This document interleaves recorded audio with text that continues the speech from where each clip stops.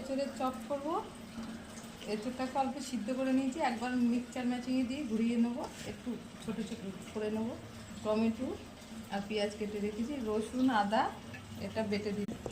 এই যে বেসন রেখেছি, বেসনটাও লাগবে। আদা রসুন এই যে এঁচড়গুলো এরকম করে নিয়েছি, একদম মিহি করিনি। আদা রসুন লঙ্কা বাটা দিয়ে দিলাম, পেঁয়াজ টমেটো কুচানো দিয়ে দিলাম, বেসন রেখেছিলাম দিয়ে দিলাম, একটু জিরে ভেজে রেখেছিলাম দিয়ে দিলাম, লবণ দিলাম, হলুদ দিলাম। এবার ভালো করে মাখিয়ে নেবো, শুকনো শুকনো করে মাখিয়ে নেবো। এটা ভালো করে মাখিয়ে নিয়েছি, মতো করবো, গোল গোল করলেও হবে।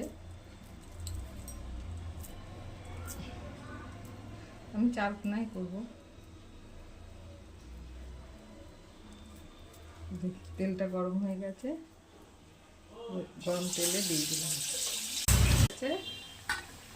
সস দিয়ে খেলে খুব ভালো টিফিন হবে।